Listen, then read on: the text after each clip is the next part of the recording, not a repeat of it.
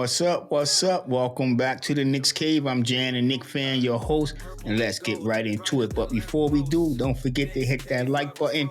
Don't forget to subscribe, leave a comment. You want to know when the next video going to drop. Hit the notification bell.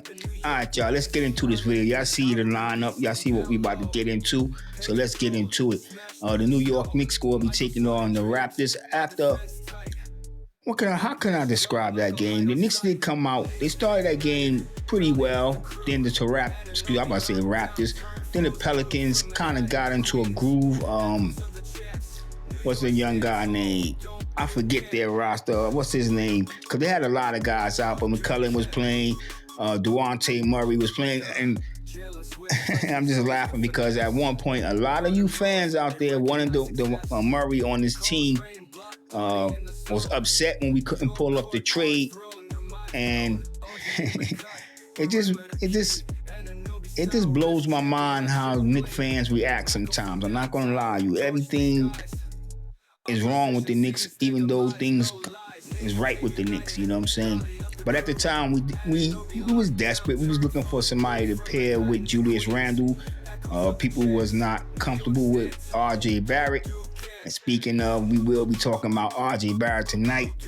Like I said, let's talk about what the Knicks gonna need to do to win this game. The Raptors, they lost their last 6 games, coming off a loss against the Brooklyn Nets, where the Brooklyn Nets held them to 39% shooting from the field, 15 from 44 from downtown, had them looking kind of funny out there. The Raptors are a lottery team, So the New York Knicks, this game right here, the next few games, I'm going to drop the schedule, honestly, is going to be very important to the New York Knicks, especially in the standings, making that move to catch Boston and the Cleveland Cavaliers. So these games, these last few games in December, you know what I'm saying? It's going to be hard because, like I said, I'm going to show the schedule. But these last few games of December should give the Knicks a boost in the standings. And hopefully, we can take second. I don't know about number 1, that position, especially with the roster.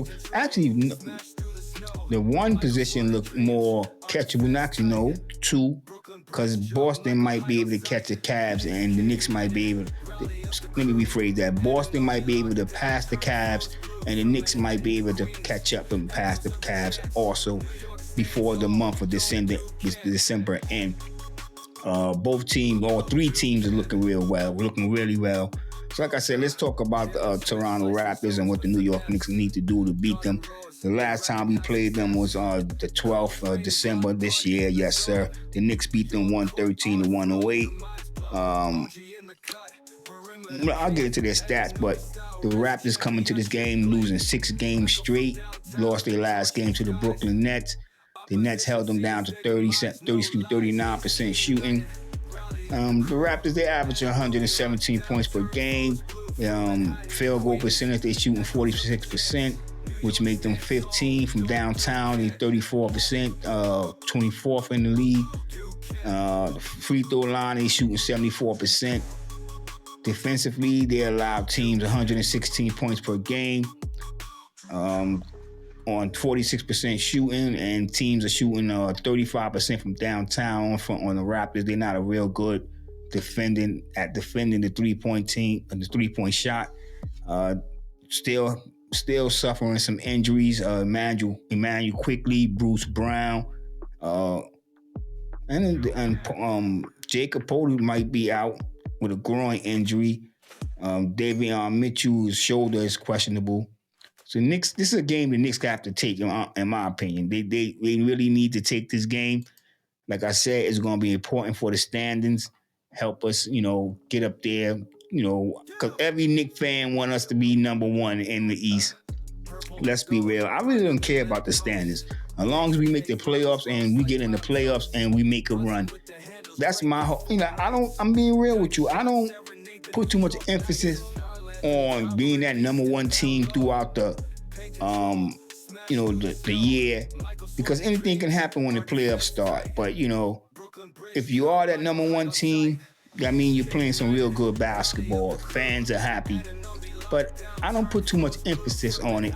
As long as the Knicks can stay in, that 1-8, because we did it before. The Knicks, went to the championship, the finals. We didn't win it as the 8th seed.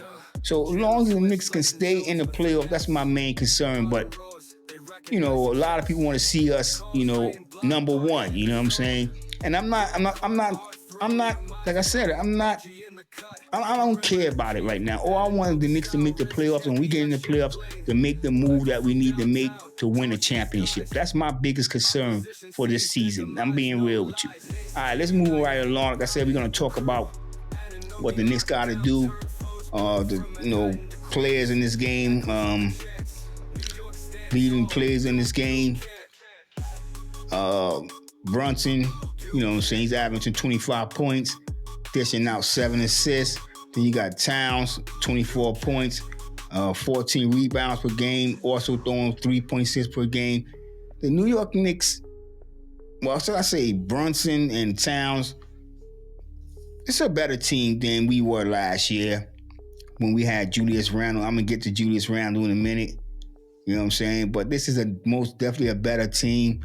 We have 2 potential all-stars. I'm wondering, will both our guys make it? You can say 3, really, the way Anunoby is playing. I know his points wouldn't say that, the way he's averaging, make him an all-star, but what he do on the court, everything else, he can definitely be an all-star in my book. You know what I'm saying? Tell me what y'all think in the comments.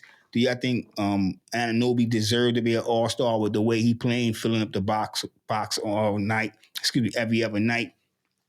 Josh Hart, he makes a good point from him being, but I doubt if he will ever make the all-star. But the Knicks had a couple players, that couldn't be all-stars, but let's be real, how the judging go. So I doubt they make it. We see the team leaders here of the game. This is going to be an interesting game. Like I said, the last time we played them, we beat them 113-108. Barrett, he had 30 points. He shot 54% from the field, 42% from downtown. The Knicks are going to have to take care of business in this game. They're definitely going to have to go out there, and I ain't going to say put the emphasis on Barrett, because even though Barrett had a 30-point game the last time we played him, his team really didn't help him out that much. The second highest score on the team was Walter. I think he's a rookie. Correct me in the comments if I'm wrong. He had 19 points. Then you had Barnes. He had 15 points on 45% shoot from the field, and he shot 37% from downtown. And Podol, I kill that name. He had 10 points.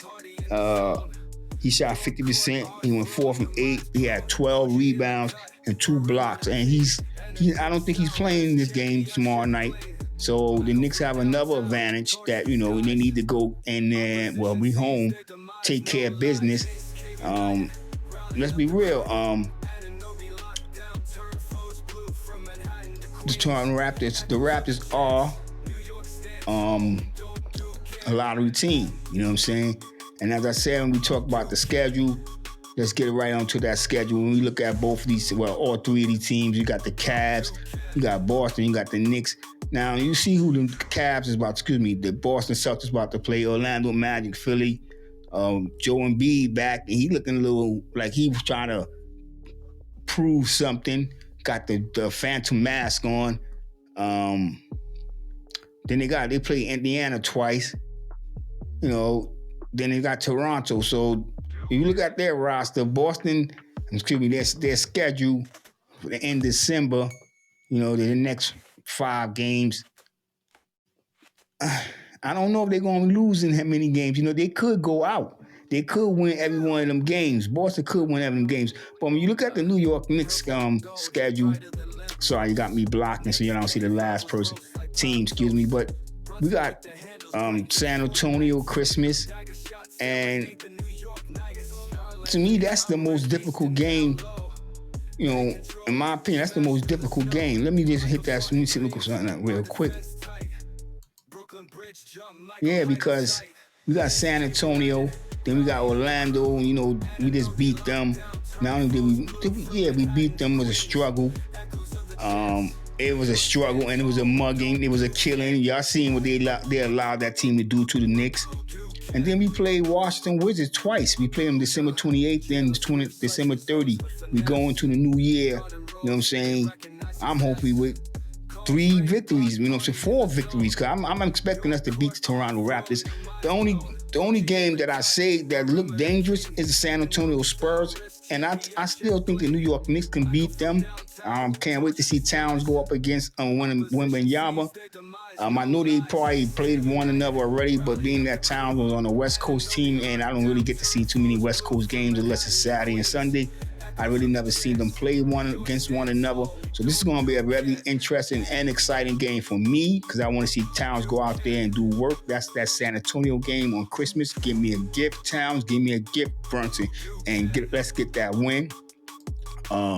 Like I said, these games is going to be very important for the Knicks. And if the Knicks can go out, right now we're on a 3-game winning streak. And if we was to beat the rest of these teams, that's 5 games. That can be an 8-game winning streak. We can go into the new year feeling real good about ourselves. You know, the media would go crazy, but it's likely that these 3 teams, all 3 can go win out. They're going to win out. But when I look over at the Cavs, you know what I'm saying, Utah, they're another lottery team or a play-in team, but they could be dangerous. Then you got Denver, you know, Jokic is always going to be a threat. Then Golden State, they got beaten by 51 points the other night. So I know these next couple of games, whoever they play, they're trying to play with a lot of intensity and respect. They're playing for respect and to make up that loss. And then the Lakers, I think the Lakers won the last 6 out of these last 7 games. Correct me if I'm wrong in the comments. I love your input. But the Lakers are starting to find themselves. So that's like their next 4 games, the Cavs, you know what I'm saying? If they lose 3 of them games and the Knicks win out 5, I don't know if we'll catch them. You know what I'm saying? Let's look at that standing real quick. Because the Knicks are, how many games behind? They're 3 games behind them. So if they was to lose all 3 of them games and the Knicks was to go out, we definitely would jump 2 games ahead of them. And the Celtics, depending on how the Celtics go, like I said, the Celtics schedule look even easier than the New York Knicks. No, I'm going to take that back because the Wizards, we played them twice. Then we got the Magic, and they kind of injury prone. The whole team is injured. Then we got the Raptors. Like I said, the most toughest team in these last few games left in the month of December. In my opinion, the toughest game we got left is the San Antonio Spurs. So this is going to be a very interesting game. I'm going to be real. This is going to be a very interesting game. The New York Knicks coming out, you know, wanting to assert their dominance because we didn't blow them out. But what the Knicks had, we forced 12 turnovers in that game. We shot 51% from the field, went 42 for 82 from, you know, field goals. Then we made 17 threes in that game, shooting 42% from downtown. But the Knicks also had, you know, well, I ain't gonna say a bad game. The only person had a bad game, in my opinion, was Anunoby, and he scored 14 points. He shot 42% from the field, but he shot 22% from downtown, 2 from 9. But he had 3 blocks and 2 steals. So I can't even say he had a bad game. All around, the Knicks dominated the Raptors. I know the score wouldn't say it, but they basically did what they really want. Yeah, this is going to be an interesting game. RJ Barrett, first game back of the year at the Garden. I know he's going to be looking to put on some type of show. I can't say that he's going to want payback. Well, he's going to want payback from the win, but he did his part. You know what I'm saying? He dropped 30 points. Like I said, he had 30 points. He shot 54% from the field and 42% from downtown. So he did do his part. You know what I'm saying? And it's just that his team, you know what I'm saying? They're suffering injuries, but, you know, I don't think that the injuries would have made any difference, whoever it would have been, really. And when I say that, I'm talking about Emmanuel Quickly. Trust me, I'm talking about Emmanuel Quickly. So this game, these last few games is going to be very important for the New York Knicks. I'm hoping they can win out. If they win out, I'm hoping the basketball guards play in our favor and Boston Celtics lose about 3 to 4 of them games. We are how many games behind the Celtics? We are basically 3 games behind the Celtics, 4 games, what you want to call it. But we can catch them. You know what I'm saying? If they were to lose, and I don't think they're going to lose to the Orlando Magic, uh, 76ers, that's a possible loss. I don't think they're going to beat the Indiana Pacers twice. And then, I think they're going to beat the Raptors. Who knows? You know what I'm saying? Who knows? Let's be real. Who knows if they're really going to beat the Raptors? But they could. Who knows? Like I said. Who knows? Like I said, let's get into it. You know what I'm saying? Let's get into it. Like I said, we're going to start talk about who we talk about right now. We got to talk about Shamet, the New York Knicks. It's no secret that the New York Knicks already had Shamet coming back. They agreed to the deal when, he got hurt in preseason. They already agreed to a deal. You know what I'm saying? I kept saying to myself, was that legal? I'm going to be real. I kept asking myself, was that legal? But, Shamet, he had was signed on an Exhibit 9 training camp deal before he suffered that dislocated shoulder in preseason. The Knicks waived him. If some of y'all may not know, he waived the 27-year-old as a result of the injury. But they made it clear that the team intended to bring him back once he healed. That's why I'm saying, was that legal? They don't consider that tampering. Hit me in the comments to let me know. They don't consider that to be tampering. You know what I'm saying? He didn't try to sign no other team. I know other team probably wouldn't take any risk because he was hurt. But he basically had a roster spot waiting for him no matter what. They brought in Matt Ryan to replace him. The three-point shot wasn't there, you know what I'm saying? I use him in 2K, and he do make them threes in 2K, but he wasn't doing it in real life. So he was waived. The Knicks waived him. Now that we got the Wichita State product back, I think the Knicks this might help us because I think they're going to change the whole rotation, the dynamics of the rotation. I think we might move from the 8-man rotation to a 9-man rotation with him back.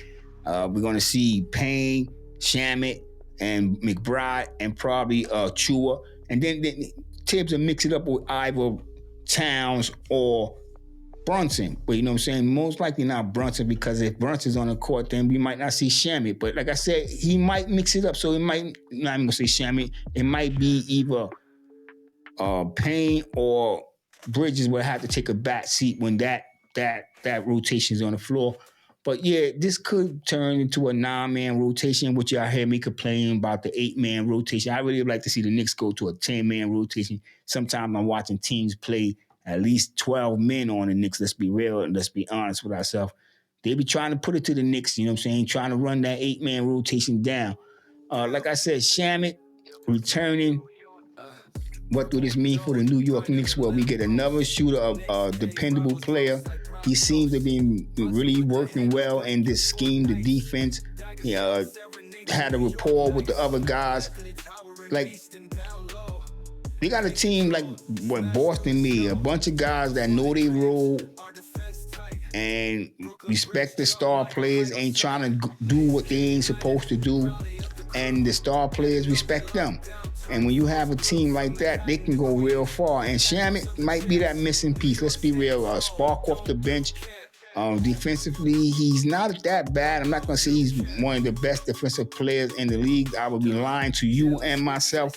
But he's not a bad defensive player. So when I say he fit the scheme, he fits the scheme. You know what I'm saying? He knows what he's supposed to do. He's a vet. He can shoot the ball. He can drive.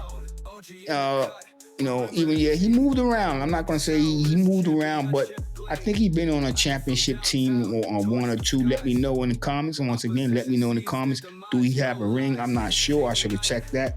But this is going to be a very, very important get back for the Knicks because we need that. We need that spark and we need the help. So I'm really hoping that Tibbs go to a 9-man rotation because Sham is back right now. And I think that would help us even more, make the team more dangerous as we are. I don't care, like I said to y'all before, the Knicks have the best starting 5 in the league right now. So with Shamet back, it really might help the bench because everybody's complaining about the bench. Maybe it would change that bench dynamics. And I really don't see no problem with the bench because the way I see it when it comes to the bench is really not ever playing. When I mean playing, they're playing, but they're not in a position to have a guy come off the bench and be that main scorer. It's always somebody, like when I say somebody, y'all know I'm talking about either Towns or Brunson going to be on the court on one with the bench. And when they're on the bench, they are the go-to guys. And the bench players are always maybe second or third option because you're going to be Bridges is going to be out there. If Bridges out there, he's a second option. If Anunoby out there, I don't want to say Anunoby will be the second option, but he just might get the ball before McBride. You know what I'm saying?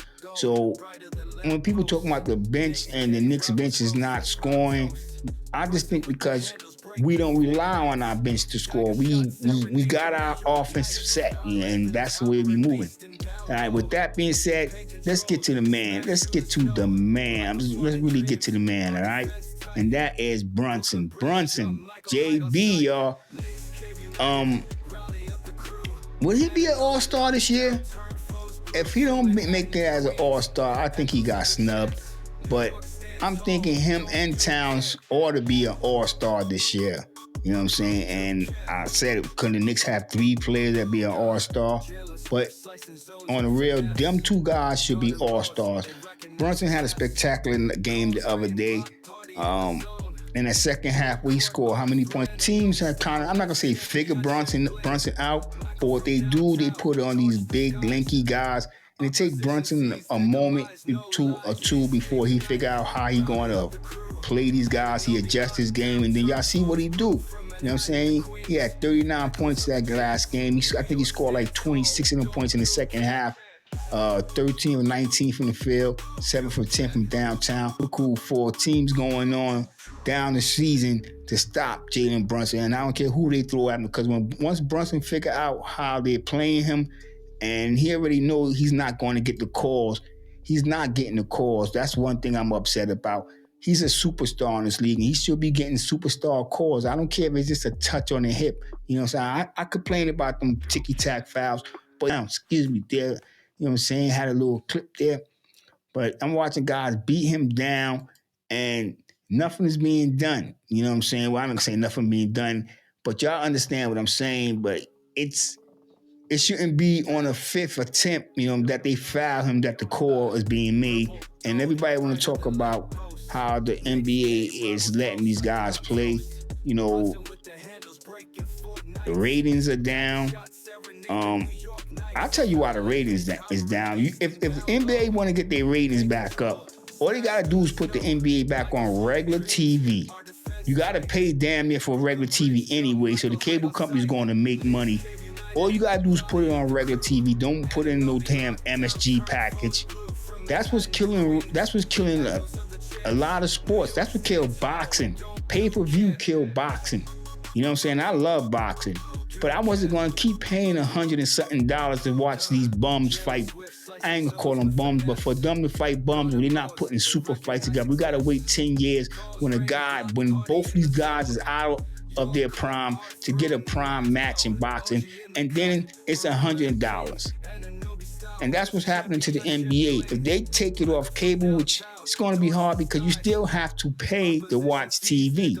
So they're talking about streaming, and that might be a good idea. Because if I could go to Netflix or Prime and I don't have to pay extra, see, that's another thing. They're going to do streaming. They're going to still throw the package in, and they don't realize by them being so greedy. Y'all getting money with the concession stands. Y'all getting money with the tickets. Let's not even talk about ticket price.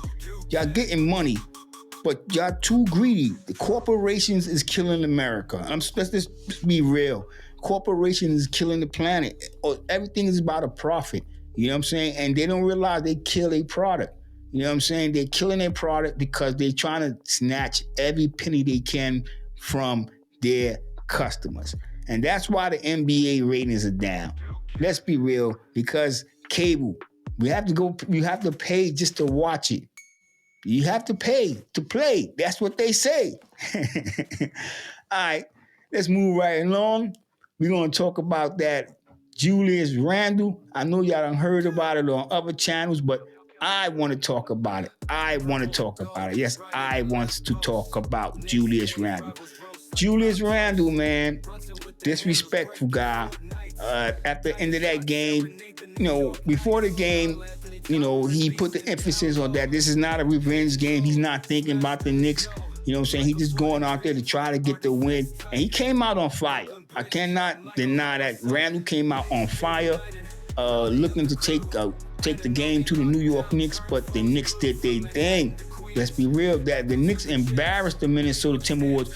The Knicks made the trade look like the Knicks played Minnesota GMs.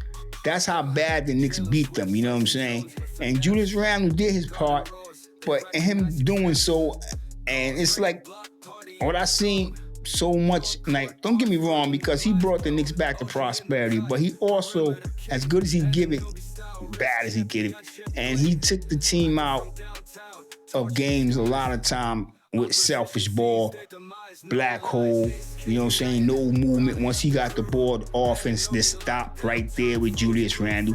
And Minnesota's starting to see that, you know what I'm saying? Anthony Edwards is frustrated. You know what I'm saying? The other day, he went on a little rant to Rod about officiating, and I can understand, bro. I understand, you know what I'm saying? But that's what the Knicks is, well, I can say the Knicks, that's what the NBA is doing now. They're allowing the hard foul. Excuse me. They're allowing the hard, rough, tough 1980s / a little bit 90s fouls. So you got to get used to the game. You know what I'm saying? And I say that like I'm contradicting myself, because at the same time, I'm complaining about Jalen Brunson not getting the foul call. But yeah, Julius Randle did some sucker shit. You know what I'm saying? Y'all know I really don't curse that much on this channel, but he did some sucker shit. My man Brunson was out there waiting to show him love. Everybody was showing love. Guys that know each other, guys that played with each other once before they came in. Right after the game, he went right to the back. You know what I'm saying? And that was the attitude that, Knicks fans could not stand about him. You know what I'm saying? That was the attitude that got him out there. Now, is he upset because we traded him? Because he act like he wanted to be traded. Let's be real. Hit me in the comments. Tell me, do y'all think Julius Randle wanted to be traded in the offseason? He was acting like he wanted to be traded. And now that you got traded, you mad? Tell me where they do that at. Oh, today, because that's just how athletes, and that's just how the millenniums, I don't know what to call him, but that's just what they are, that as attitude. That's just who they are. Selfish.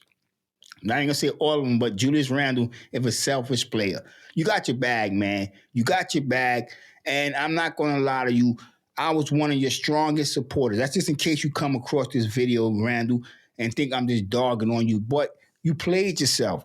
You know what I'm saying? I even supported you when you gave us the finger. You know what I'm saying?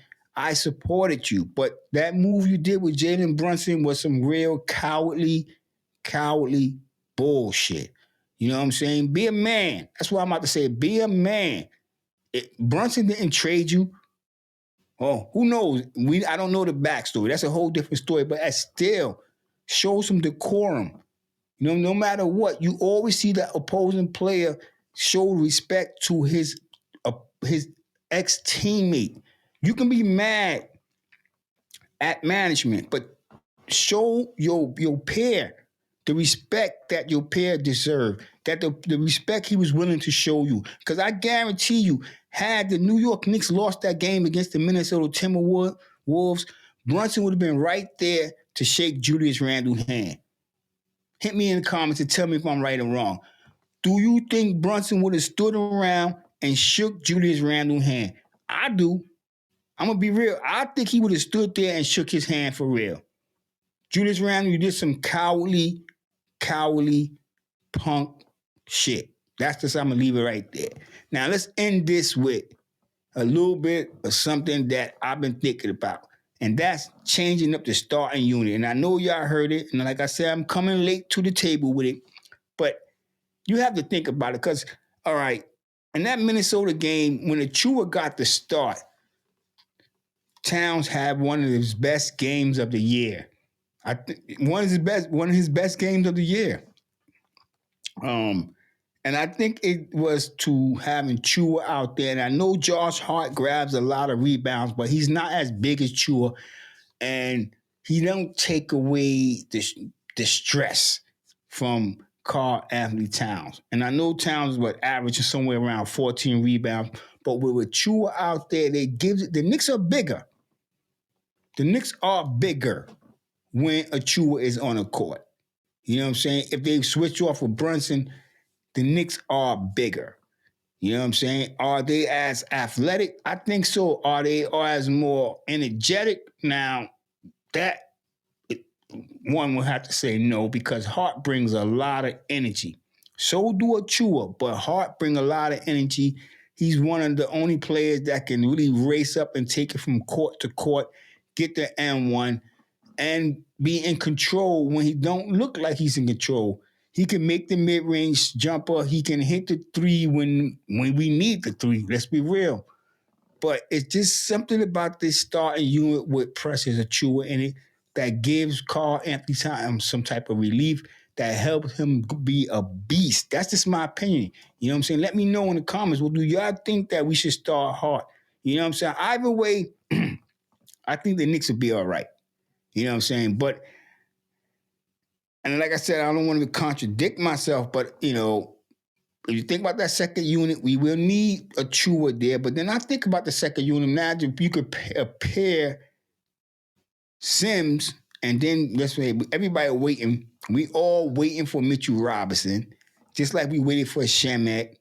But if you compare Hart and Sims, two energetic guys, two bouncing pogos on a rebound, and you'll have, I think that would be respectable. And then you got Shamet, then you got Payne, and then you got McBride, and then it's going to be Towns, or even going to be Brunson. And if they're in foul trouble, it'll probably be Mikal Bridges before Anunoby. But either way, I kind of like this starting unit right here. I don't know. We have to see. Well, we saw it, and we seen how Towns responded. You know, Brunson he ain't had a bad game, but I think he scored 11 points in that Minnesota game.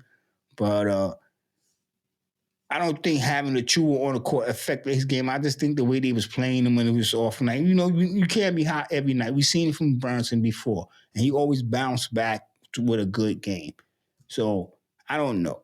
This is something Tibbs might just look at it. But when Shamet come back, I'm hoping for a 9-man rotation. I'm hoping that we can make some real changes. I think that with Shamet coming back, that the bench will be much, much more efficient, dangerous, and relevant. You know what I'm saying? Tell me what y'all think in the comments. You know what I'm saying? Y'all know my saying. If you don't, I'm about to hit you with it. I want everybody to stay safe, stay healthy. God bless, and peace.